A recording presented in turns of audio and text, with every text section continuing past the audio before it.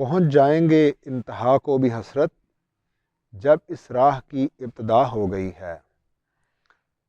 حسرت موہانی کا یہ شعر ان کی غزل کا مقطع ہے۔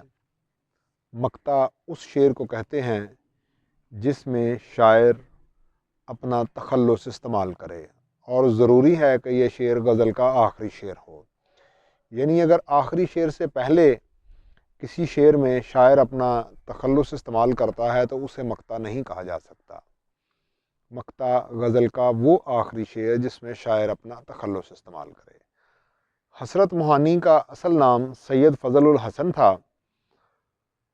موہان کی نسبت سے موہانی لکھتے تھے اور حسرت کا تخلص اختیار کیا۔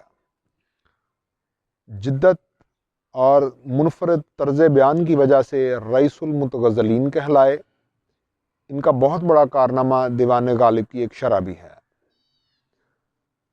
حسرت نے انگریز کے زمانے میں اپنے خیالات کی وجہ سے، جدت کی وجہ سے، جسے انگریز نے باغیانہ فکر قرار دیا، جیل بھی کاٹی۔ ان کا مشہور شعر ہے مشق سخن جاری چکی کی مشقت بھی، ایک طرفہ تماشا ہے حسرت کی طبیعت بھی۔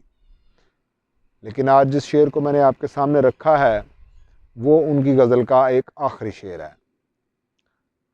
پہنچ جائیں گے انتہا کو بھی حسرت جب اس راہ کی ابتدا ہو گئی ہے۔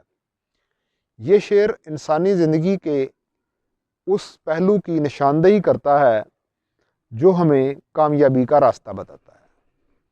ہم یہ دیکھتے ہیں کہ کوئی بھی کام جذبے، لگن اور شوق سے اگر شروع کیا جائے تو ایک نہ ایک دن وہ کام منزل یاور ہوتا ہے۔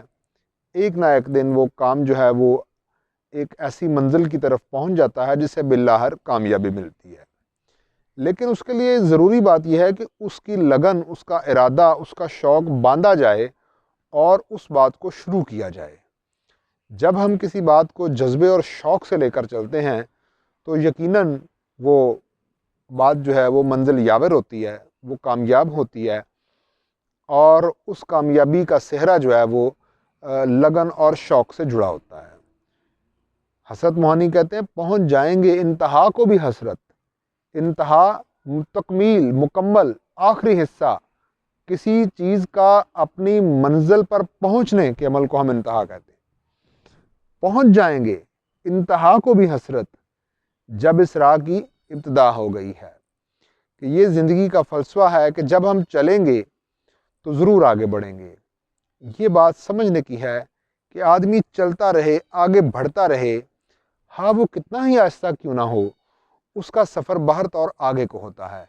لیکن اگر آدمی رک جائے تو رکا ہوا آدمی آگے نہیں بڑھ سکتا، وہ کبھی بھی منزل یاور نہیں ہوتا۔ تجارت ہو، معیشت ہو، یا تعلیم ہو، یا زندگی کا کوئی بھی میدان، ہر میدان میں یہ بات ہمارے سامنے کامیاب رہتی ہے کہ ہم بالآخر اس منزل پر چلیں گے تو کامیاب ہوں گے۔